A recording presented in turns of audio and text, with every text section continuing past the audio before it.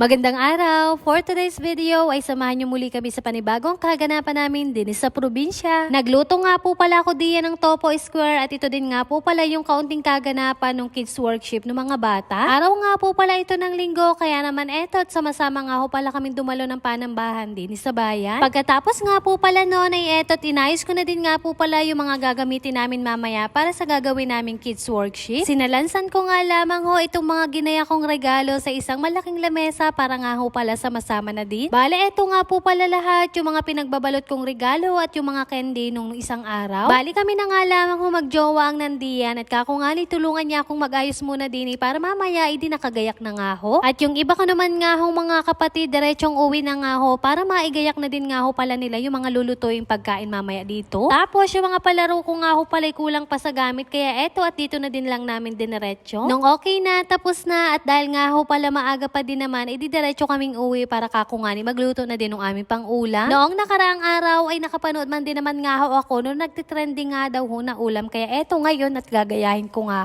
Bali kanina sa bayan bumili na nga din pala ako nung aking mga lulutuin kaya eto pagkarating kaagad-agad ko nga palang inisikaso. Meron nga po pala ako diyang ilang pirasong topo, yung ganyan nga pala kalaki ay 5 piso din sa amin. Tapos ginayad ko nga lamang pala yaan sa saktong laki para pag sinubo ay di ayos nga lamang Meron din nga pala ako diyang 3 pirasong itlog at binati ko na din kaagad para dyan ko nga pala isasawsaw mamaya. Eto, naigaya ko na kaya nagsimula na din nga pala ako diyan. Bali sa pagkakagayat ko saktong square nga lamang Tapos eto, nilagyan ko muna nga ng cornstarch. Isinawsaw ko naman nga sa itlog tapos yung kahuli-hulihan doon naman nga pala sa breadcrumbs. Nung magawa ko sa lahat, eto at isinalang ko na din nga pala. Kanina pa lamang habang nag-coat ako diyan ng mga topo eto at nagpainit na ako ng mantika. Ay di nung pagkayari ko man din naman nga sa lahat ay di eto at isinalang ko na din kaagad isa-isa. Ganitong pagkain ay first time ko lang man din naman nga maluto at nung napanood ko man din nga rin nung isang araw ay di ako'y susubukan ko. Sa pagluluto ng garni ay tayang-tanga lamang para naman medyo malutong-lutong hanggang sa kaloob-looban. Pag garni na nga ang kinalabasan at alam mo naman nga luto na ay di eto at pwede na din nga pala yung hanguin isa-isa. Habang nakasala yung iba pa nga ipiprito eto at ginaya ko naman nga sa isang mangkok yung magiging sauce nga pala niyan. Pinagsama-sama ko nga lamang yung sibuyas, rino, oyster sauce, mayonnaise at saka din nga pala yung mang tumas. Syempre naman hindi mawawala ang pampalasang asin at saka nga pala ang paminta. Hahalu-haluin nga lamang na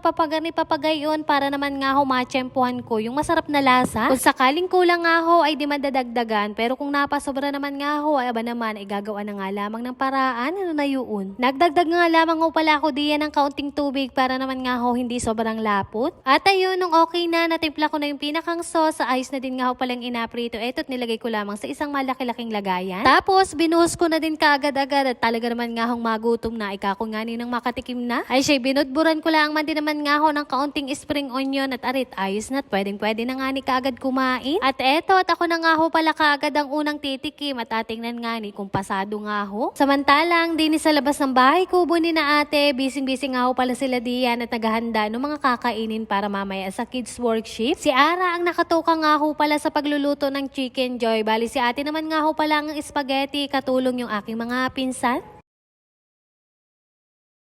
Fast forward, kinahaponan, eto, bandang 1:00 na ng hapon, kanya-kanya na din nga palang datingan yung mga bata dito sa aming simbahan at talaga naman nga napakadami nila. Nakakatuwa nga lamang at nakakagalak ng puso na muli ay nagkatipon-tipon kami para sa ganitong gawain. Kaunting minuto lamang, kaagad na din nga pala kaming nagsimula diyan. Syempre, merong papuring awit, hindi rin mawawala yung mensahe ng Panginoon sa pamamagitan nga pala ng aming pastor na ipapamulat nga po pala sa mga bata na kung ano nga ba talaga ang diwa ng Kapaskuhan. Sabi doon na ang tunay na diwa ng Pasko ay yun nga po pala ang pagmamahal sa atin ng ating Panginoon. At yun nga at hindi tungkol yun sa pera at sa mga regalong natatanggap. Para mas lalong masaya ang mga bata ay meron din nga po pala kami diyang iba't ibang mga palaro na inihanda para sa kanila. Ipamimigay na din nga po pala namin diyan yung mga inihandang regalo at syempre yung iba't ibang mga binalot kagaya ng candy. Hindi nga lamang pala ako ang may inihanda diyan. Meron din nga po palang iba kong mga kasamang inihanda na talaga naman nga ang ikakatuwa ng mga bata. Kaunti ang clip nga lamang yung maipapakita ko sa inyo at talaga naman nga medyo busy nga ni.